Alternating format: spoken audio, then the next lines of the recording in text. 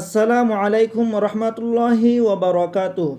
সম্মানিত ভিউয়ার্স, এই ভিডিওতে আমরা জানব মুহররম মাসের বিশেষ তিনটি আমল।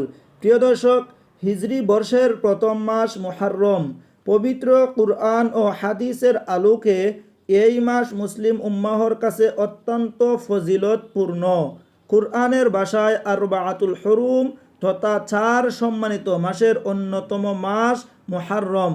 মুহররমকে আরবি 4টি সম্মানিত মাসের সবচেয়ে বেশি সম্মানিত মাস বলা হয়ে থাকে। মুসলমানদের মধ্যে এই মাস কেন্দ্রিক অনেক কুসংস্কার, ভুল বিশ্বাস ও কাজের চর্চা প্রচলিত রয়েছে, যার সিংহভাগই ভিত্তিহীন। ইসলামী শরীয়ত সমর্থিত 3টি প্রমাণিত ও ফজিলতপূর্ণ আমলের কথা নিচে তুলে ধরা হলো। দর্শক, এই 3টি আমল জানার আগে আপনি যদি আমার চ্যানেলটিকে সাবস্ক্রাইব করে না থাকেন তাহলে অনুরোধ চ্যানেলটিকে সাবস্ক্রাইব করে নিন, আর যদি আপনি সাবস্ক্রাইব করে থাকেন তাহলে আপনাকে অসংখ্য ধন্যবাদ। প্রিয় দর্শক, যে কোনো দিনের রোজা মুহররম মাসে নফল রোজা রাখার সওয়াব অন্য মাসের নফল রোজা রাখার চেয়ে বেশি। হাদিসে বর্ণিত হয়েছে, হযরত আবু হুরায়রা রাদিয়াল্লাহু তাআলা আনহু এর সূত্রে বর্ণিত, রাসূলুল্লাহ সাল্লাল্লাহু আলাইহি ওয়াসাল্লাম বলেছেন, রমজান মাসের রোজার পর সর্বশ্রেষ্ঠ রোজা আল্লাহর মাস মুহররমের রোজা। মুসলিম 1163 নং হাদিস। 2 আশুরার 2 রোজা। সম্মানিত দর্শক, এই বিষয়টি খুবই গুরুত্বপূর্ণ। সামনে আমাদের আশুরার রোজা রাখতে হবে। দেখুন, হাদিসে বর্ণিত হয়েছে, হযরত আবু কাতাদা রাদিয়াল্লাহু তাআলা আনহু সূত্রে বর্ণিত, রাসূলুল্লাহ সাল্লাল্লাহু আলাইহি ওয়াসাল্লাম বলেছেন, আমি আল্লাহ তাআলার কাছে আশা রাখি যে মুহররমের 10 তারিখে রোজা রাখবে তার পূর্ববর্তী ও পরবর্তী 1 বছরের গুনাহ মাফ হয়ে যাবে। সুবহানাল্লাহ।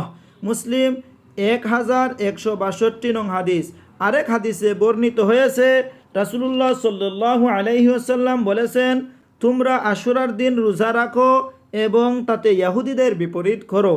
তারা মাত্র একদিন রোজা রাখে, তোমরা আগের দিন বা পরের দিনও রোজা রাখো। সহিহ ইবনে খুজাইমা হাদিস নং 2095। 3 ভালো খাবার গ্রহণ করা।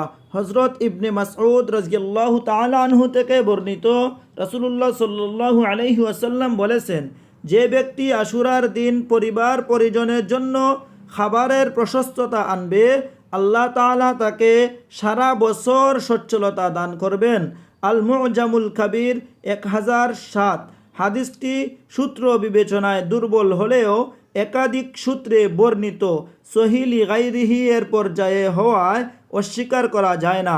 তাই ফজিলতের ক্ষেত্রে এই ধরনের হাদিসের ভিত্তিতে আলিমরা মুহররমের 10 তারিখে খাবারের প্রশস্ততা আনা মুস্তাহাব বলেছেন। সম্মানিত মুসলিম ভাই বোনেরা, আশা করছি মুহররম মাসের বিশেষ 3টি আমল জানতে পেরেছেন। ভিডিওটি ভালো লাগলে লাইক ও কমেন্ট করে আপনি আপনার মতামত জানিয়ে দিবেন। চ্যানেলটিকে সাবস্ক্রাইব করে আমার সাথে থাকবেন এবং ইসলাম প্রচারের স্বার্থে এই ভিডিওটিকে ফেসবুক হোয়াটসঅ্যাপ গ্রুপে শেয়ার করে অন্য মুসলমান ভাই বোনদেরকে দেখার সুযোগ করে দিবেন। তো ভালো থাকুন, সুস্থ থাকুন। আসসালামু আলাইকুম রহমতুল্লাহি ওয়া বারাকাতুহু।